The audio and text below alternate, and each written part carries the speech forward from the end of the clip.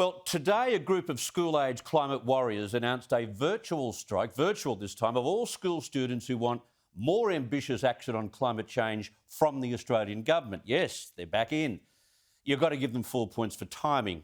They enter the campaign, of course, as hundreds of business groups and organisations push the same net zero barrow. Now, my only problem, and I've said this a little earlier, how do we keep the lights on if we dump coal and gas, which of course is what the Greens are advocating? Just dump it. Move on with renewables, because renewables are hopeless when the sun doesn't shine and the wind doesn't blow, and the technology in terms of battery storage is nowhere near up to scratch. And you just have to ask British motorists this week who couldn't find fuel to fill up their cars and trucks. Where specifically will the soon-to-be unemployed find jobs in this new economy? I'm hearing a lot about how great the jobs will be. I'm not hearing the explanation of those jobs.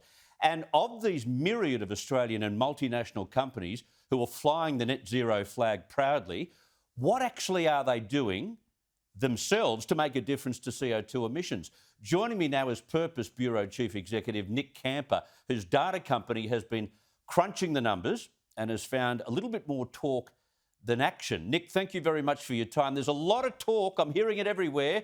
The wave keeps getting larger and pushier, and pledges from companies grow every day. But many businesses are joining this green fan club, but only just through talk. Is that your reading of it?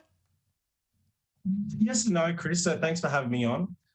We're seeing a lot of momentum right now with regards to large Australian listed businesses, particularly over the last few months and the last couple of weeks. Our numbers are showing that total figure of large businesses that have made net zero commitments is tracking closer and closer to that 1,000 figure in Australia. Right. We're seeing a lot of well-known brands like Coles, like Blackmores, that have made net zero commitments, but also a lot of heavy-emitting businesses such as BlueScope Steel, AGL and BHP. So they change their websites, they talk in very green terms, they push net zero when required.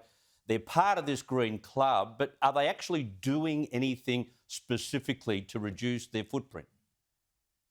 So the pace at which those credible carbon reduction plans are coming out lags and varies depending on industry. Our numbers show that, for instance, in the banking and the professional services sector, there's they by far and large have the most commitments in the country, and that does include your big four banks, and they have made commitments to essentially phase out fossil fuel lending and so forth. But what does that mean? What does that mean? Does that mean they don't invest in those fossil fuel-based industries or new startups? Is that all they do?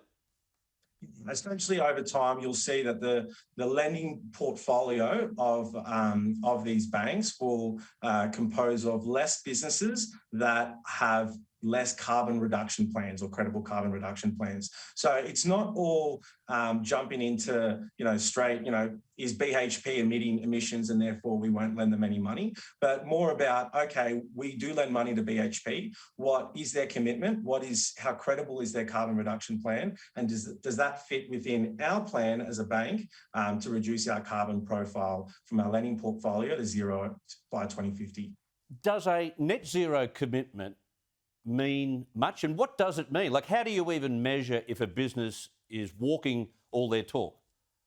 Yeah, so, it's a good point. A long time ago, making a net zero commitment was like saying you're going to get fit for the summer.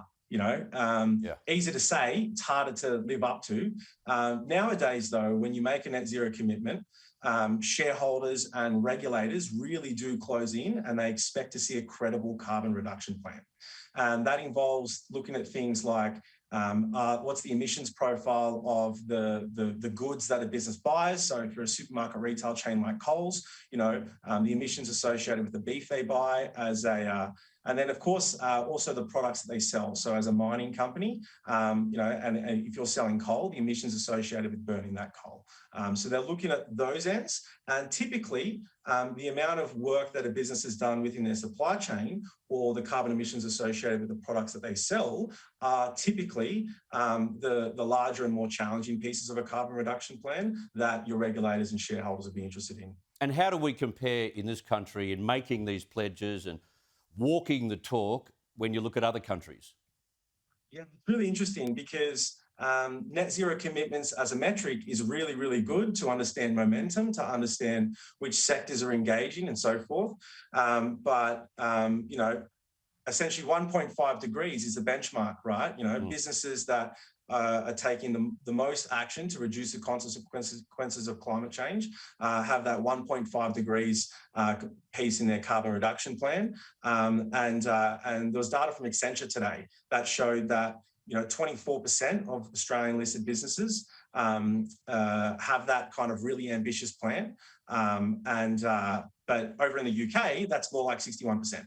And over in Europe, that's like 53%. Right. So we are lagging and there's a fair bit way to go.